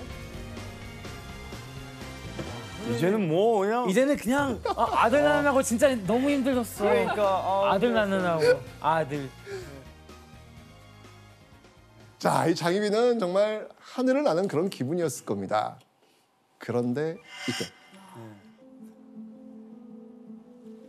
숙종과 장희빈의 행복에 찬물을 끼얹는 일이 일어납니다. 도대체 어떤 일이 벌어졌을까요? 유시오, 희비마마 친정 어머니 되시오. 친정 어머니. 잠깐! 감히 옥교를 타고 대궐을 드나들다니 썩 내리지 못할까? 사막꾼들은 뭘 맺죠? 이리 쫓아라! 에? 신하들이? 오 때린다. 와.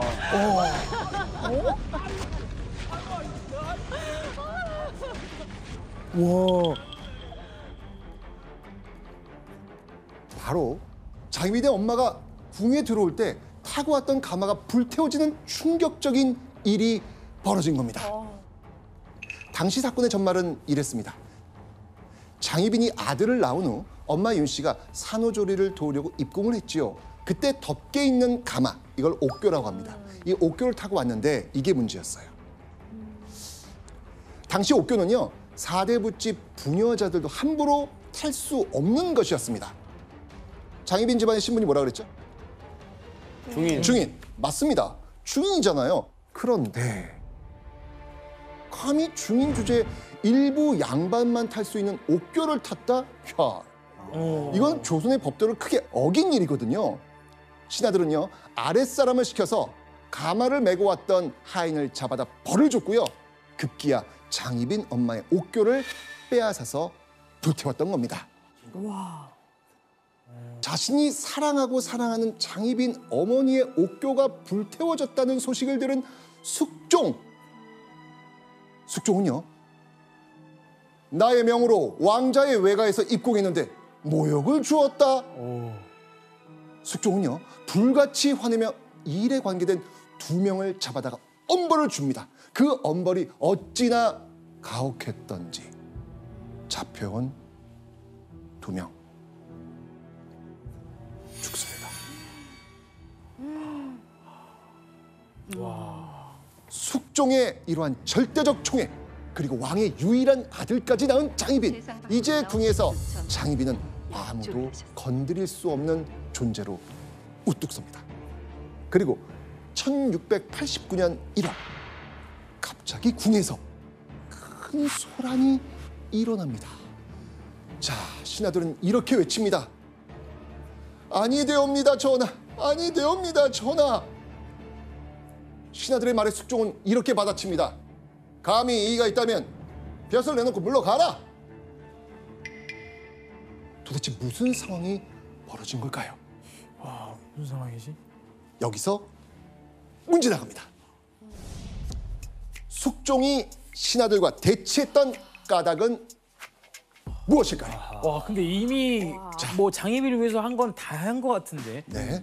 이 드라마 막장 드라마 이런 이제 뻔한 스토리 그런 예상이 가죠 저는. 저는 장희빈과 함께 낳은 아들을 다음 왕으로 세자로 이제 임명하는 거. 동현 씨 정답. 자, 이러면 이제 스토리가 되는 거예요. 자, 진짜 대박이다. 와. 숙종이 장희빈의 아들을 후계자로 삼겠다. 이렇게 나온 겁니다. 자, 이날 숙종은요, 태어난 지 100일도 안 된 이 장희빈의 아들을 자신의 후계자인 원자, 이 원자로 삼겠다고 선언을 합니다. 어휴. 숙종의 그 말에 신하들은 아니되옵니다, 전하. 이러면서 득달같이 반대를 한 거죠. 그 중에 한 신하가 이렇게 말합니다. 바로 충전께서 춘추가 지금 한창인데 이건 너무 급합니다. 중전인 인현왕후가 나중에 왕자를 낳을 수도 있으니까 일단 기다려보자는 거죠. 네. 이거 너무 당연한 거예요. 네. 원칙상 원자는요, 중전이 낳은 적장자만 될 수 있기 때문입니다. 자, 그런데 인현왕후가 낳은 아이가 아니라 중인 출신 후궁 장희빈이 낳은 왕자가 다음 왕위를 이어받는 원자가 된다? 야, 이거는 아무리 숙종 의견이 강력해도 대신들이 이거를 받아들일 수가 없는 거예요. 이거는 말이 안 돼. 하지만 내가 하고 싶은데 대신들이 반대해? 숙종은 말을 꺼낸 지 하루 만에, 단 하루 만에 바로 장희빈이 낳은 아들을 원자로 정해버립니다. 자, 그런데요, 숙종은요, 너무나도 사랑하는 이 희빈을 위해서 또 하나의 선물을 준비합니다. 와, 사랑꾼이네. 숙종은 장희빈을 후궁 중 최고인 정일품 무엇? 빈. 빈으로 임명한 거예요. 비로소 희빈, 장씨, 장희빈이 되는 순간이었습니다. 와 대박이다. 진짜. 장희빈의 아들을 원자로 세우고 남인 세력까지 불러들인 숙종이 생각한 또 다른 희빈에 대한 선물. 야, 숙종의 선물은 끝나질 않아. 와 진짜 마르지 않네요. 마르지 않아. 그는 대신들을 모아놓고 폭탄 선언을 합니다. 과연 어떤 선언일까요? 실로 종묘사직에 죄를 지은 사람이다. 하루인들 이런 사람이 한 나라의 국모로 군림할 수 있겠는가? 지금 조선의 국모 누굽니까? 인현왕후. 네. 자, 숙종이 지금 대신들 앞에서 자신의 아내 인현왕후를 저격한 겁니다. 그러니까요. 내쳐야 된다. 네, 느닷없이 인현왕후를 쫓아내야 되겠다고 말하는 숙종입니다. 신하들 당연히 뭐라 그랬을까요? 아니되옵니다. 아니되옵니다, 전하. 이 무슨 말씀이십니까? 이렇게 반대했지만 숙종은 단호했습니다. 인현왕후를 어떻게든 쫓아내야 했기 때문이죠. 아이고.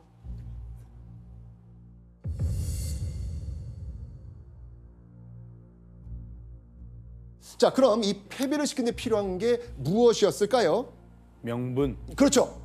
명분이 필요했습니다. 자, 왕비를 쫓아내려면 모두가 납득할 만한 확실한 명분이 있어야 되겠죠. 그런데 솔직히 숙종에게는 인현왕후를 쫓아낸 명분이 있다 없다? 없죠. 아까 인현왕후 어떤 사람이었어요? 착해요. 가만히만 있잖아요. 이렇게 같이 이제 다시 장희빈을 그래요. 이렇게 불러오자고 얘기했던 어떻게든 했던. 그러니까요. 그랬던 인물인데 무슨 명분이 있겠습니까?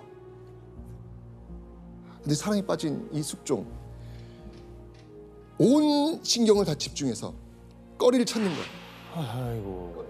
자, 고민하던 숙종 뒤지고 뒤져 드디어 하나를 찾아냅니다.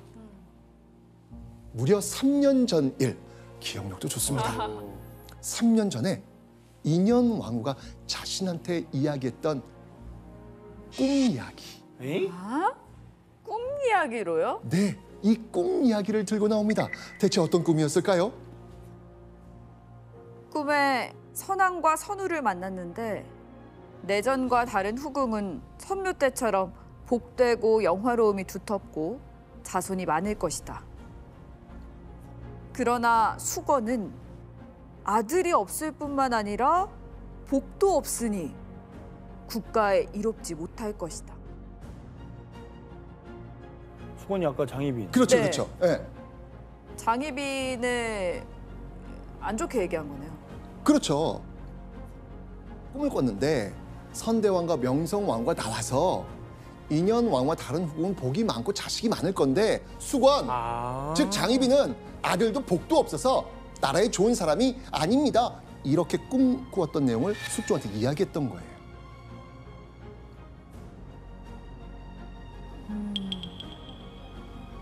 그런데 인현왕의 꿈이 맞았어요, 틀렸어요? 틀렸어요. 틀렸잖아요.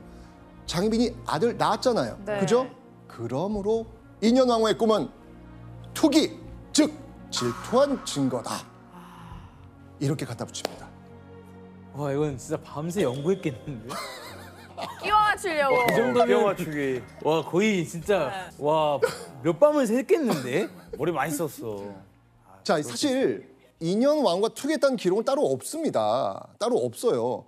숙종이 이야기한 이 3년 전 꿈 이야기가 유일한 겁니다. 신하들은요, 인현왕후 패비만은 안 된다면서 극구 반대했지만 숙종은 그 말을 듣지 않고 결국 인현왕후를 패비시켜버립니다.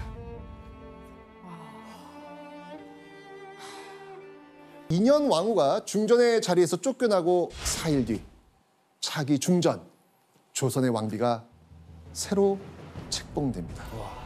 누구였을까요? 장희빈. 장희빈. 장희빈. 장희빈은요, 궁녀 출신의 후궁이 왕비가 된 최초의 인물이었고요. 조선판 인생 역전이자 신데렐라의 탄생. 와.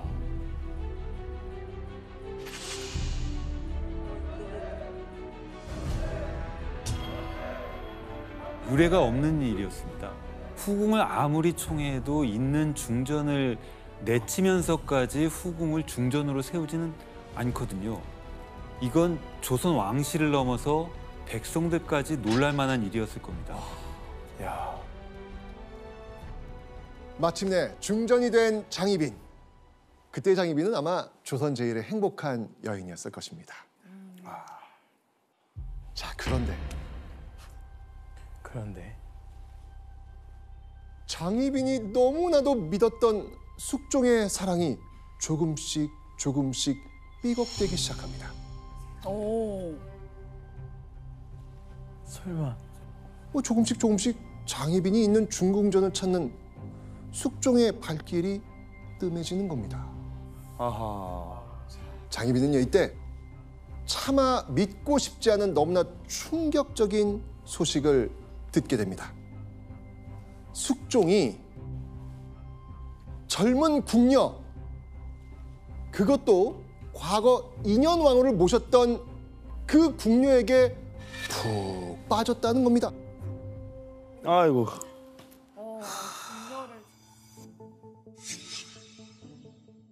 그런데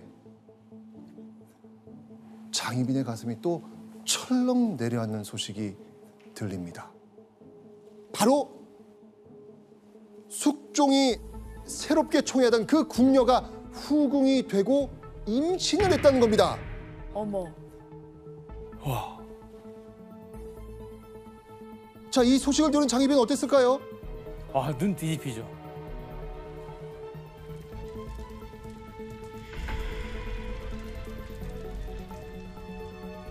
장희빈은요, 그 후궁을 불러서 마구 때립니다. 야사집에 적혀 있는 내용입니다. 혹시나 이 후궁이 가진 아이가 이번에도 아들이라면 불안하지 않겠습니까? 당시 장희빈이 그 후궁을 얼마나 경계했는지 알 수 있는 그런 대목이 되겠죠. 불안한 거예요, 지금요. 자, 그리고는요. 항아리를 거꾸로 뒤집어 세우고 그 안에 가두기까지 합니다. 악녀네, 악녀. 자, 그런데 자, 이 사실을 알게 된 숙종. 자, 어떻게 했을까요?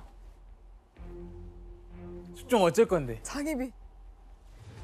장희빈에게 노합니다. 크게 화를 냅니다. 중전이 이런 사람이요. 과인이 보지 않는 곳에서 어찌 사람을 저리 잔인하게 매질할 수가 있어? 그리고 그 후궁은 이후 결국 아들을 낳습니다.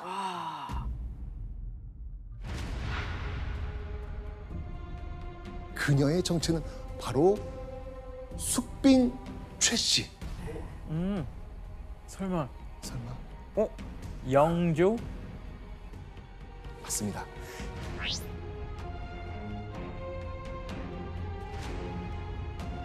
장희빈으로서는 너무나도 불안한 그런 상황이 계속 벌어지고 있는 거예요. 아이고. 그런데요, 장희빈의 불안을 키우는 또 다른 사건이 일어납니다. 바로 조선 조정의 또 한 번의 환국이 일어난 거죠. 자, 환국이 시작된 거는요, 서인과 남인 양측에서 들어온 고발 때문이었습니다. 각각 상대방이 역모를 꾸민다고 고발을 한 거였죠. 자, 이때 숙종은 과연 누구 편을 들었을까요? 이때 서인. 서인의 편에 들. 그렇습니다. 이번에는 서인의 편을 숙종이 들어줍니다. 숙종은요, 즉각 영의정, 좌의정 주요 자리를 서인으로 완전히 바꿔버립니다. 와. 숙종이 장희빈 편인 남인을 버리고 조정을 물갈이했다. 자, 이건 뭘 의미하겠습니까? 결국 숙종의 마음이 장희빈을 떠났다라는 의미 아니겠습니까? 장희빈의 친인척, 특히 오빠인 장희재의 부정부패 사건이 일어났습니다.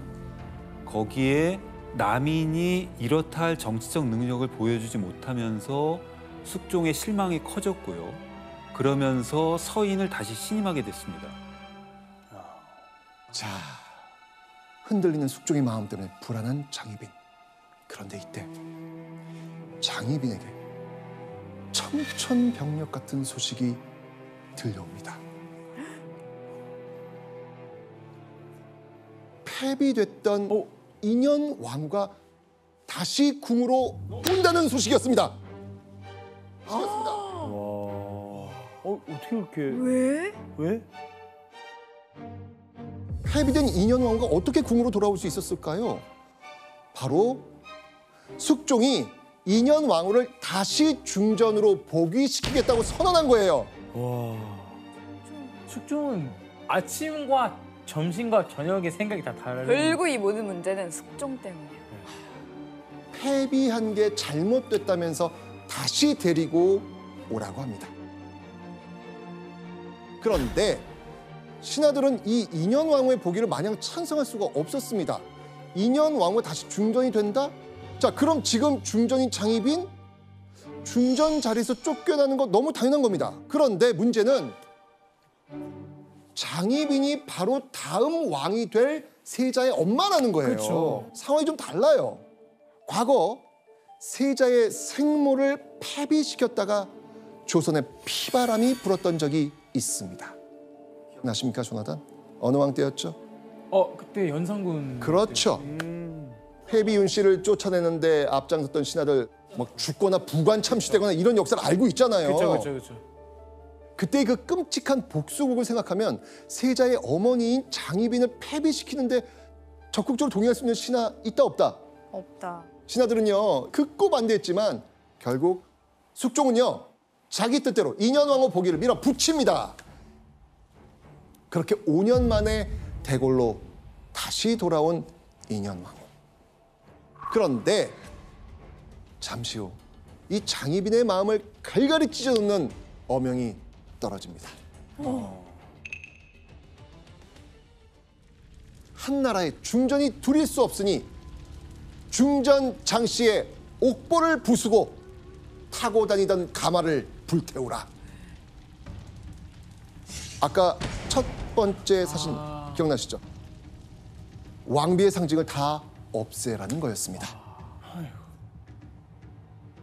그리고 장희빈을 중전에서 다시 희빈, 즉 후궁으로 강등시키라고 명합니다. 조선 최고의 신데렐라 장희빈의 5년간 중전 생활은 이렇게 처참하게 끝이 납니다. 이후 장희빈의 처소에서는요, 악에 바친 고함이 끊이질 않습니다. 내가 무슨 죄가 있어 중전 자리에서 내려가야 합니까? 장희빈은요, 급기야 바락바락 악을 쓰면서 앞에 차려진 밥상을 발로 뻥!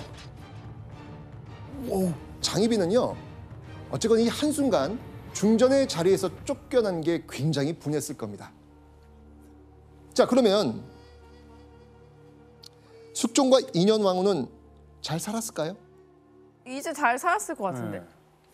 인현왕후는요, 숙종과 부부의 행복을 오래 누리질 못합니다. 인현왕후는요, 복위한 지 7년 만에 후사도 없이 35의 나이로 그만 죽고 맙니다. 인현왕후의 죽음에 숙종은 대성통곡하며 비통했다고 인현왕후 전에선 전하고 있죠. 자, 그렇게 인현왕후가 죽고 한 달 후 누군가가 숙종에게 아주 충격적인 밀고를 합니다. 이게 너무 충격적인데요. 대체 어떤 내용이었을까요?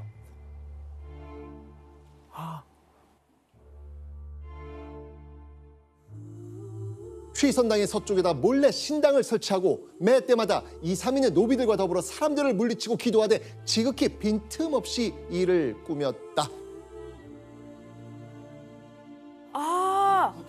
인연하고 죽으라고. 네네네네, 맞습니다. 장희빈이요, 취선당, 즉 자신이 지내던 곳 서쪽에 신당을 꾸며 인현왕후를 저주했다는 겁니다. 자, 그럼 이런 내용을 숙종에게 밀고한 사람은 과연 누구일까요?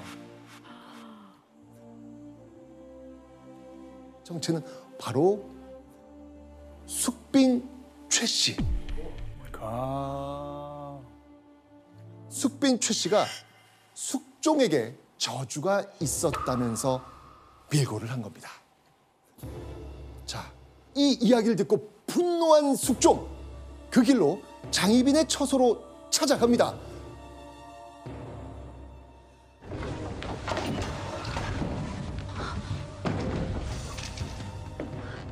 전하.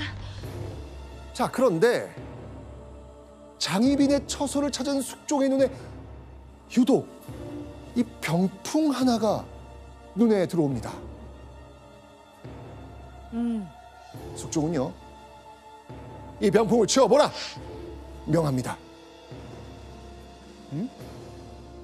명을 들은 궁녀는요, 덜덜덜 떨면서 이 병풍을 치웁니다. 그렇게 드러난 병풍 뒤를 본 숙종, 경악을 금치 못합니다. 대체 병풍 뒤에 무엇이 있었을까요? 바로 구멍이 숭숭 뚫린 한 여인의 초상화가 걸려 있었습니다. 찌른 거예요? 수많은 화살을 맞아가지고 엉망진창이 된 초상화. 누구의 초상화였을까요? 인현왕후의 초상화. 맞습니다. 그건 한 달 전 죽은 중전 인현왕후의 초상이었습니다. 아이고. 이게 바로, 자, 궁궐을 정말 발칵 뒤집어 놓은 인현왕후 저주 사건. 화가 난 숙종은요, 이 사건에 관련된 인물 다 잡아들입니다. 그리고 어떻게 했을까요? 죽여요? 혹독하게 추조합니다. 핏 튀기는 이 고문이 동반된 국문이 며칠 동안 펼쳐지죠. 그 결과 연루된 인물 중 하나가 결국 털어놓습니다. 인현왕후를 저주한 게 사실입니다. 결국은 이실직고 털어놨습니다. 국문의 결과를 들은 숙종, 인현왕후가 장희빈의 저주 때문에 죽었다, 이렇게 생각하면서 분노합니다. 그 다음 숙종은 이렇게 이야기합니다. 희빈 장씨가 쥐선당 서쪽에 차린 신당에 대한 정교를 내릴 것이니 자진할 것을 명한다. 숙종의 명에 대신들은 발칵 뒤집힙니다. 비록 강등되긴 했지만 장희빈은 여전히 세자의 친엄마였습니다. 세자의 엄마를 그렇게 죽게 할 수는 없었던 것이죠. 하지만 숙종은요, 장희빈이 죽는 게 세자를 위한 거라면서 명령을 거두지 않습니다. 그렇게 명이 내려진 지 이틀 후 숙종은 장희빈의 죽음을 세상에 공표합니다. 이때 장희빈의 나이 43세. 장희빈에게 영광과 비극을 안겼던 왕 숙종. 그런 숙종은요, 장희빈이 죽기 직전에 이런 명령을 내립니다. 보시죠. 비너가 후비의 자리에 오를 수 없게 하라. 후궁이 다시는 왕비의 자리에 오를 수 없게 하라는 명이었습니다. 숙종은요, 법으로 명백히 후궁의 왕비 등극을 금지시킨 겁니다. 요즘으로 치면 장희빈 특별법이라고 볼 수 있겠죠. 그렇게 숙종이 죽은 후 장희빈의 아들이 결국 왕위를 이어받습니다. 숙종 다음으로 왕이 된 조선 제20대 왕, 누구? 경종. 왕이 된 경종. 세상을 떠난 장희빈을요, 다시 중전으로 복위시키려고 합니다. 성공했을까요? 실패했으니까 우리가 이렇게 알고 있지 않을까요? 신하들의 반대에 족족 부딪히면서 번번이 실패하고 맙니다. 그러다가 후사도 없이 4년 만에 세상을 떠납니다. 경종이? 네. 자, 그리고 경종 다음 왕이 배다른 동생이 이어받죠. 누구일까요? 영조. 맞습니다. 숙빈 최 씨의 아들 영조가 여기서 나오는 겁니다. 장희빈과 대립했던 숙빈 최 씨의 아들이 왕이 됐으니까 이제 장희빈의 명예회복은 불가능한 일이 된 겁니다. 자, 이러면서 지금도 많은 이들이 장희빈을 조선 최악의 악녀로 기억하고 있었던 것이죠. 그녀의 삶을 통해서 우리는 다시 한번 역사적 기록이란 어떻게 만들어지는지 생각할 기회가 되었길 바랍니다.